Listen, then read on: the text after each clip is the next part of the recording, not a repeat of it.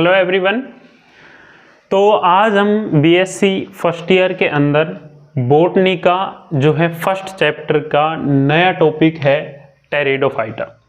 अर्थात अपन जो है टेरिडोफाइटा के बारे में बात करने वाले हैं। तो हम एक बात अगर देखें कि हमने सर्वप्रथम जो है प्लांट किंगडम के अंदर शैवाल पढ़े, उसके बाद में अपन ने ब्रायोफाइटा पढ़े और आज पढ़ेंगे अपन टेरिडोफाइटा।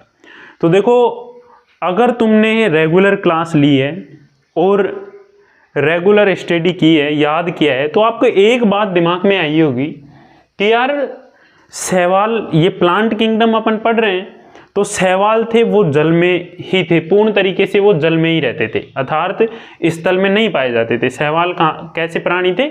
जलीय प्राणी थे, ठीक है। समुद्री जल में पाए जाते थे और एलवण जल में पाए जाते थे, अर्थात शैवाल पूर्ण तरीके से जो है समुद्री जल में पाए जाते थे। फिर अपने ने पढ़ा ब्रायोफाइटा। तो ब्रायोफाइटा में तुमने देखा कि कुछ ब्रायोफाइटा स्थल की ओर गमन कर रहे हैं, अर्थात कि वो नम भूमि में पाए जा रहे हैं, अर्थात स्थलीय क्षेत्र में पाए जा रहे हैं, ठीक है। और आज अपन जो पढ़ेंगे ये है क्या? टेरिडोफाइटा। अब इस टेरिडोफाइटा के अंतर्गत जो संपूर्ण जीवन होगा इनका, जो प्लांट हैं उनका संपूर्ण जीवन कहाँ पे होगा? स्थल पर होगा, ठीक है। कुछ पौधे जो कि आप अपवाद स्वरूप देख सकते हो, अपवाद के तौर पे वो जलीय हो सकते हैं, जैसे आजोला। बाकी सारे जो हैं टेरिडोफाइटस के अंतर्गत प्लांट आएंगे वो स्थल पर पाए जाएंगे, ठीक है।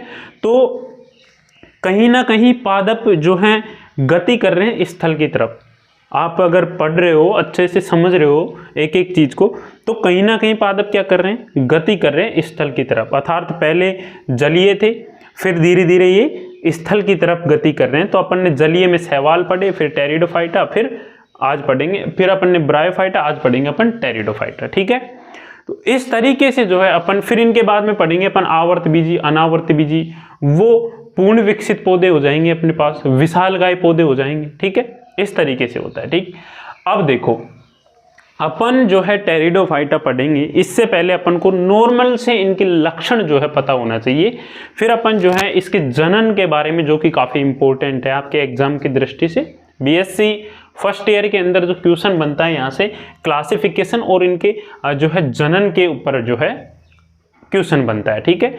तो देखो, सबसे पहले मैं बात करूं इनका आवास, इनका आवास कैसा होता है। जो टेरिडोफाइटा है इनके अंदर जो है इनका आवास कैसा होता है, ठीक है। तो अपन ने बात की कि ये होते हैं कैसे? स्थलीय। स्थल में ये नम व छायादार स्थानों पर देखने को मिल सकते हैं। बाकी ये जो पौधे होते हैं टेरिडोफाइटा के, अधिकांश पौधे कैसे होते हैं? स्थलीय होते हैं, ठीक है। नेक्स्ट देखो, मुख्य पादप बीजाणुद्भिद तथा इनमें वास्तविक मूल पत्तियां पाई जाती हैं।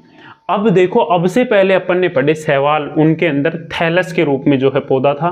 फिर हमने ब्रायोफाइटस पढ़े, उनके अंदर जो है पौधा विभेदित नहीं था जड़, तना और पत्तियों के अंदर, क्योंकि वहां पर जड़ों का काम जो है मूलाभासों के द्वारा हो रहा था। परंतु यहां पर इस किंगडम के अंदर, इस जगत के अंदर जो है बीजाणुद्भिद तथा इनमें वास्तविक मूल एवं पत्तियां जो है देखने को मिल रही है। अब भाई यहां पर जो है पूर्ण विकसित हो चुका है पौधा, परंतु फिर भी इस जगत में एक कमी रह गई। वो कमी ये रह गई कि यहां पर जो पौधे हैं, अर्थात टेरिडोफाइटा के अंतर्गत जो प्लांट आते हैं, उनमें बीज और पुष्प नहीं लगते, अर्थात बीज रहित एवं पुष्प रहित पौधे इनको बोल सकते हैं, ठीक है। तो यहां पर अपन को ये कमी, अब आगे के अपन जो है जैसे जैसे प्लांट जगत पढ़ेंगे, आगे बढ़ेंगे, तो वहां पर बीज भी आने लगेंगे और पुष्प भी आने लगेंगे, ठीक है। देखो, यहां पर मैंने लिखा मुख्य पादप बीजाणुद्भिद, अर्थात इनका जो मुख्य पादप होता है वो कैसा होता है? बीजाणुद्भिद होता है। अर्थात हमने देखा ब्रायोफाइटा के अंतर्गत कि युग्मोद्भिद और बीजाणुद्भिद अवस्था थी, वहां पर मुख्य अवस्था युग्मोद्भिद थी। अर्थात युग्मोद्भिद का मतलब होता है कि वहां पर अगुणित पादप था, ठीक है, समझ रहे हो। फिर अगुणित के बाद में बीजाणुद्भिद बन जाता था, द्विगुणित बनता था। परंतु यहां पर जो है 2n है भाई साहब, बीजाणुद्भिद अवस्था है। कैसी है? बीजाणुद्भिद अवस्था है। अब इसको अपन जनन पढ़ेंगे, उसके अंदर अच्छे से समझेंगे। अब ये समझो कि यहां पर जो पादप होगा वो कैसा होगा? द्विगुणित पादप होगा, और उसके अंदर मूल पाए जाएंगे और उसके अंदर पत्तियां पाई जाएंगी। ठीक है, अब मूल पाई जाएगी तो भाई ये दिमाग लगा लो कि मूल जो होती है, जैसे ये कोई पादप है और इसके जो मूल हैं तो भाई ये ही काम करेंगे, तो इनके अंदर भाई संवहन ऊतक पाया जाएगा। ठीक है, क्या पाया जाएगा? संवहन ऊतक पाया जाएगा। अब ये संवहन ऊतक क्या होता है भाई? ये मैंने पिछली क्लास में क्वेश्चन भी पूछा था आपसे कि संवहन ऊतक मेरे को आप बताओगे। ये होता है जाइलम, क्या? जाइलम, एंड एक होता है फ्लोएम। जाइलम और फ्लोएम होते हैं। अब जाइलम का कार्य तो क्या होता है और फ्लोएम का कार्य क्या होता है ये मैं आपको बता दूं। तो देखो, याद करने की ट्रिक है, जय, जाइलम में जय आ रहा है अर्थात जल।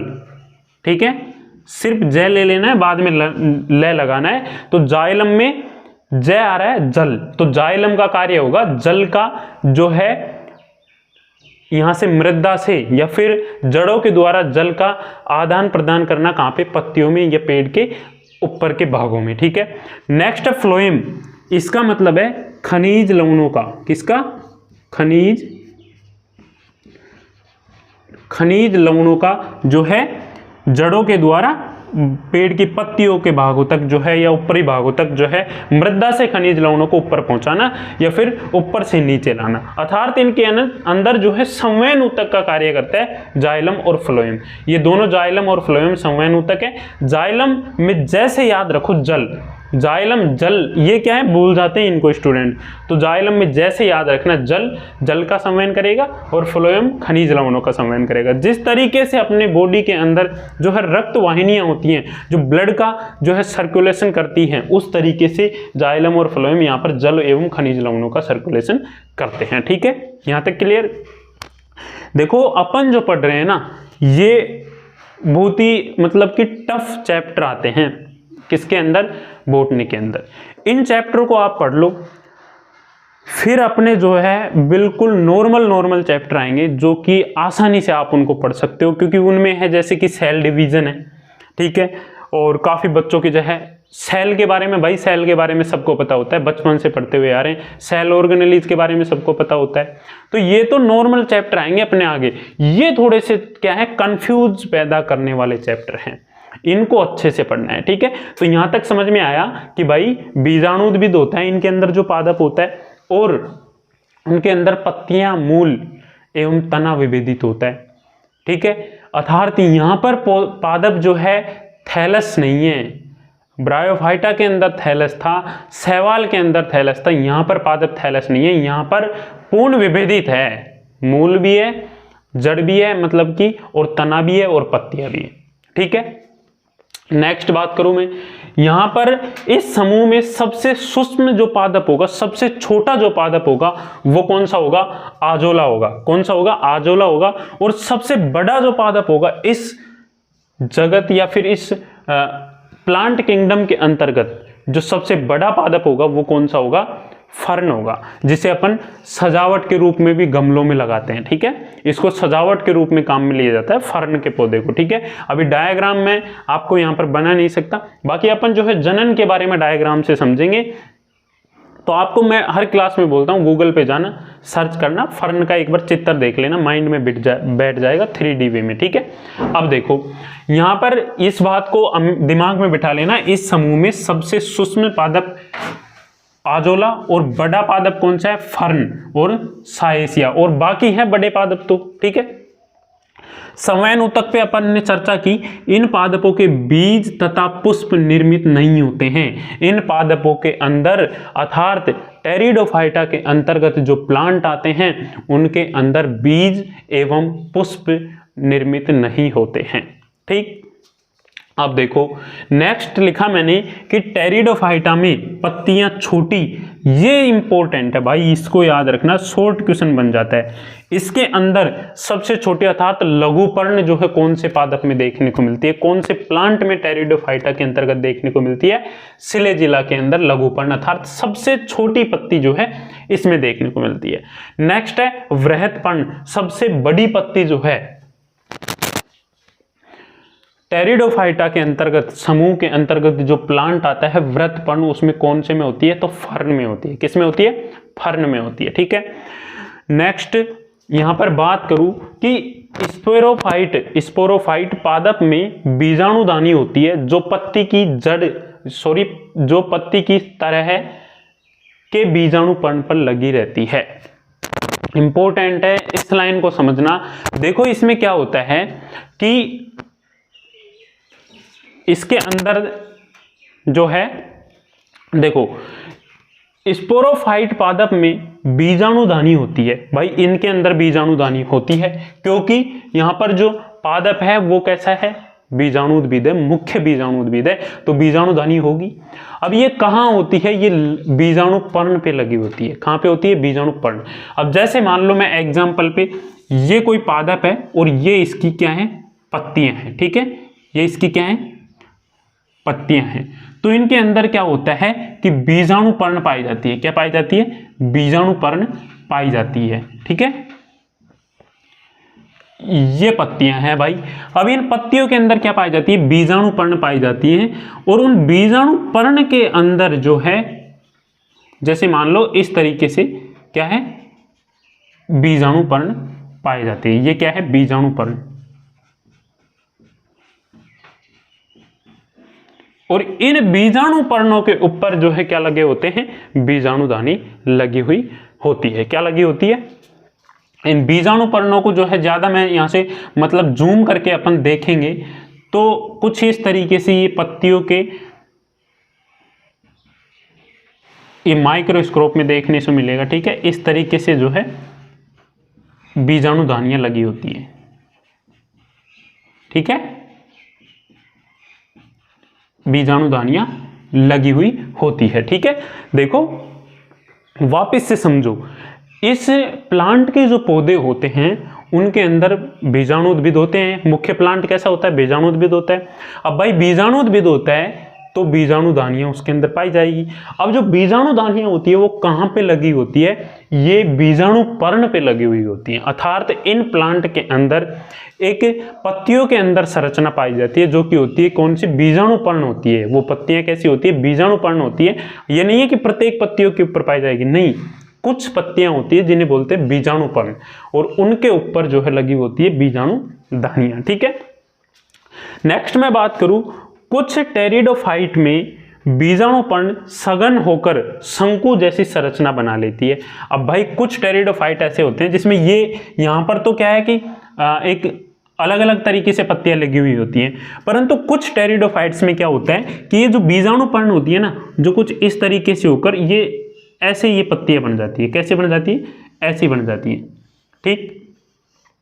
बाकी रहेंगी वही बीजाणुदानियां, बीजाणुपर्ण पे लगी होंगी, परंतु ये एक शंकु जैसी संरचना यहां पर बना लेती है। कैसी बना लेती है, एक संघन संरचना बना लेती है जिसे बोलते हैं शंकु। क्या बोलते हैं, शंकु बोलते हैं। अर्थात कुछ टेरिडोफाइटा के जो प्लांट हैं उनमें बीजाणुपर्ण जो होती हैं वो सघन होकर शंकु जैसी संरचना बना लेती है, ठीक है।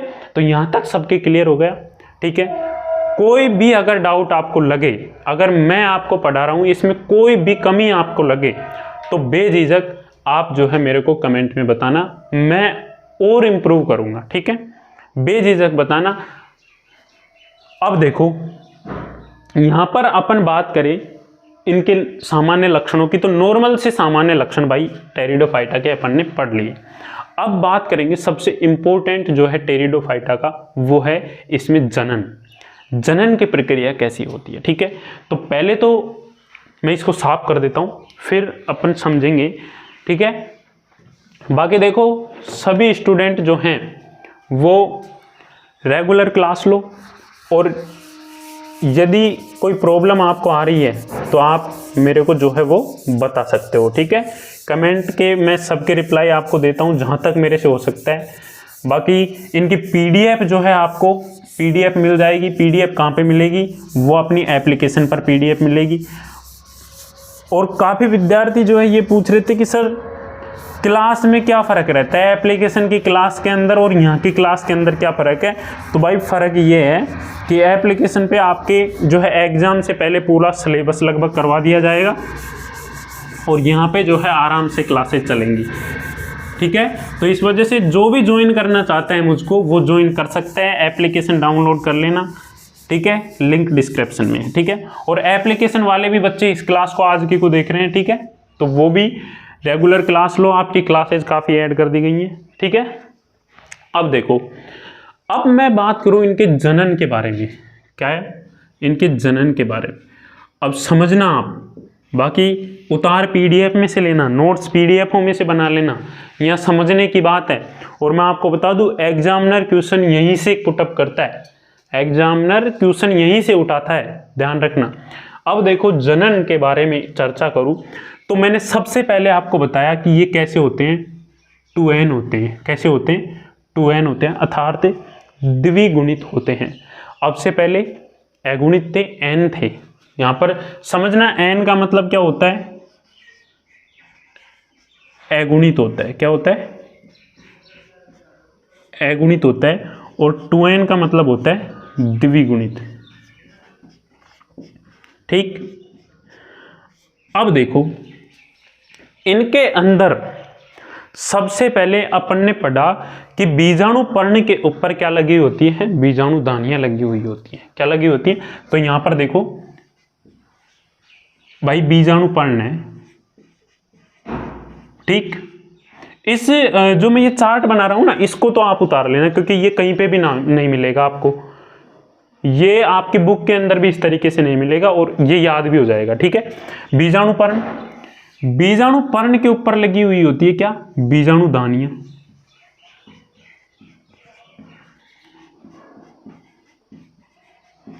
ठीक। और ये जो बीजाणु दानियां होती हैं फिर क्या पाई जाती है, बीजाणु मात्र कोशिकाएं। क्या, बीजाणु मात्र कोशिकाएं पाई जाती हैं। और ये बीजाणु मात्र कोशिकाएं होती है, इनमें जो है विभाजन होता है। क्या होता है, विभाजन होता है। और वो कौन सा विभाजन होता है, अर्धसूत्री विभाजन होता है, ठीक है।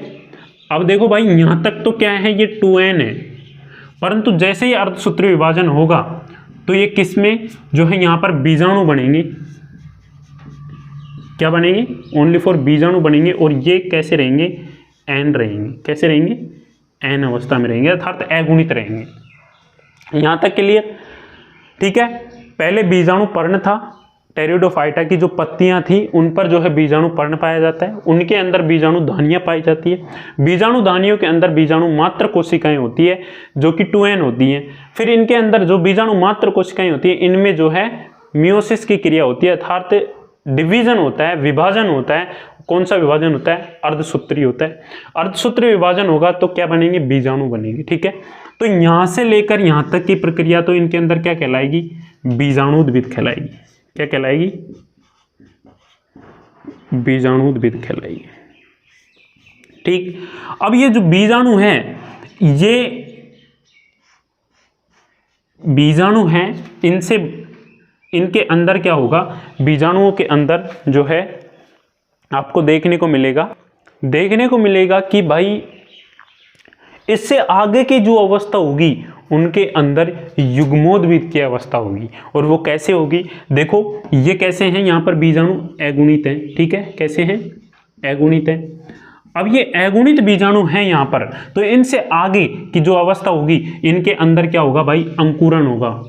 क्या होगा, अंकुरण होगा, ठीक है। क्या होगा, अंकुरण होगा। ये विकसित होंगे और विकसित होने के बाद में ये कौन सी अवस्था बनाएंगे, युग्मोक।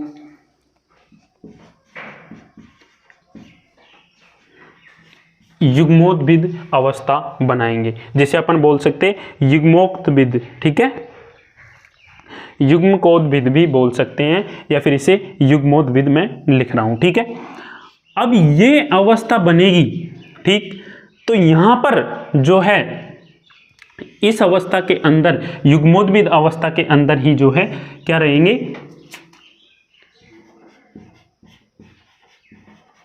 नरजनन एवं मादा जनन, ठीक है, नरजनन एवं मादा जनन, इनको समझना अच्छे से, ठीक है, काफी इंपॉर्टेंट टॉपिक है आपके लिए जनन, ठीक है, बहुत ज्यादा इंपॉर्टेंट है।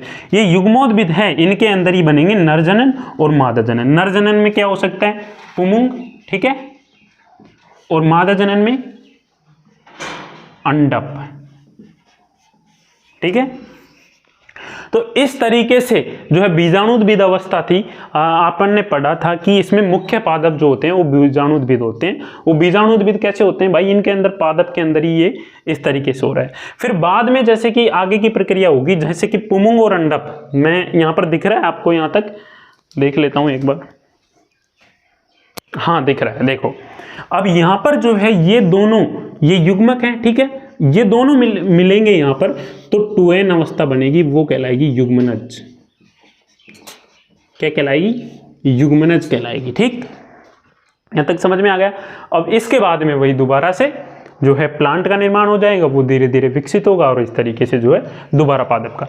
इसको एक बार फिर से समझिए, इसको उतार लो, चाहे इसे माइंड में बिठा लो, भाई बायोलॉजी है, इसमें याद करोगे तो एक कहानी के तौर पे याद करो, जब जाके आपके समझ में आएगा, ठीक है। इसको अच्छे से पढ़ो। देखो, सबसे पहले बीजाणु पर्ण थे, बीजाणु पर्ण के अंदर जो है बीजाणु दानियां लगी हुई होती हैं। कैसी लगी हुई होती है, मैंने आपको बताया कि ये पत्तियां हैं, ठीक है, तो इनके अंदर जो है यहाँ पर कुछ बीजाणु पर्ण होती है, उन पर बीजाणु दानियां लगी होती हैं। अब ये जो बीजाणु दानियां हैं, इनके अंदर होती है बीजाणु मात्र कोशिकाएं होती है। क्या होती है, बीजाणु मात्र कोशिकाएं होती है, और यहाँ से ये लेकर यहाँ से क्या है, ये बीजाणु दानियां द्विगुणित हैं। अब से पहले टेरिडोफाइटा और शैवाल के अंदर अगुणित था, परंतु यहाँ पर क्या है, द्विगुणित हैं। अब ये द्विगुणित हैं, तो इनके अंदर विभाजन हुआ कौन सा, अर्धसूत्री। अब यहाँ पर अर्धसूत्री विभाजन है, तो आप सभी को पता है जो गुणसूत्रों की संख्या है वो आधी आधी रह जाती है, ठीक है। समसूत्री विभाजन में सम रहती है, ठीक है। अपन विभाजन, डिवीजन, सेल डिवीजन पढ़ेंगे, उसमें इनके ऊपर देखेंगे। देखो यहाँ पर जो है अर्धसूत्री विभाजन हुआ, तो ये बीजाणु बने, और ये बीजाणु कैसे बने, अगुणित बने।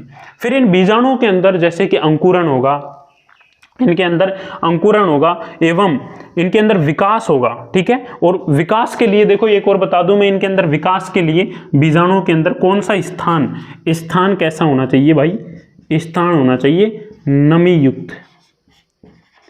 नमी युक्त एवं छायादार स्थान होना चाहिए।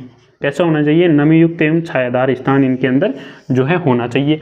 इनके अंदर जल की कोई जरूरत नहीं है भाई, क्या, जल की कोई जरूरत नहीं है। बाकी टेरिडोफाइटा में जल की जरूरत नहीं है, इनमें नम स्थान की जरूरत है। ब्रायोफाइटा के अंदर जल की आवश्यकता थी, शैवालों के अंदर जो है जल की आवश्यकता थी। ब्रायोफाइटा में तो भाई, ब्रायोफाइटा के कुछ सदस्य क्या कर रहे थे कि जल से स्थल की ओर गमन कर रहे थे, परंतु उनमें जनन के लिए तो जल की आवश्यकता होती थी। उनमें जो स्थल की ओर पादप थे वो जनन नहीं कर पाते जल के बिना, ठीक है। यहाँ पर जल की कोई आवश्यकता नहीं है, यहाँ पर स्थान सिर्फ नम युक्त होना चाहिए और छायादार होना चाहिए, जिससे ये बीजाणु क्या हो जाएं, अंकुरण हो जाएं और विकास कर सके। ये विकास करेंगे तो ये संरचना बनाएंगे युग्मोद्भिद। युग्मोद्भिद के अंदर ही जो है, युग्मोद्भिद को अपन बोल सकते हैं प्रोथैलस। क्या बोल सकते हैं, प्रोथैलस। ये प्रोथैलस अवस्था अपन युग्मोद्भिद को बोलते हैं, और इस युग्मोद्भिद में ही नरजनन एवं मादा जनन अंग होते हैं। नरजनन अंग अर्थात पुदानी, मादा जनन अंग पुदानी वगैरह जो है इनके अंदर होते हैं, अर्थात पुमुंग और अंडप जो है दोनों अवस्था यहाँ पर, दोनों युग्मक यहाँ से बनते हैं। इनके बाद इनमें जो है निषेचन होगा, तो ये 2n अर्थात युग्मनज बनेगा, और ये कैसा बनेगा, द्विगुणित बनेगा। और इस तरीके से वही अवस्था यहाँ पर आ गई, क्या, द्विगुणित था पहले पादप, वही द्विगुणित यहाँ पर हो गए। धीरे धीरे इनमें विकास होगा और नए प्लांट का जो है जन्म हो जाएगा, ठीक है। तो इस तरीके से जो है इनके अंदर जनन होता है।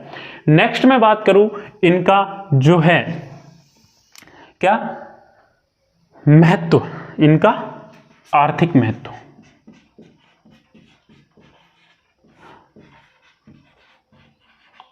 आर्थिक महत्व इनके क्या क्या हैं, तो देखो इनके आर्थिक महत्व हैं औषधि के रूप में, क्या औषधि के रूप में है, सजावट के रूप में जो है इनको उपयोग में लिया जाता है।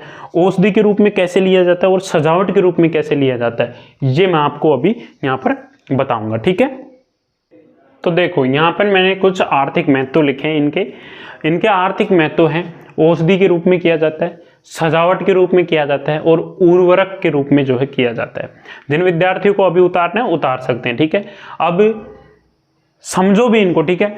औषधि के रूप में जो है एक है प्लांट टेरिडोफाइटा का, वो है लाइकोपोडियम क्लेवेटम।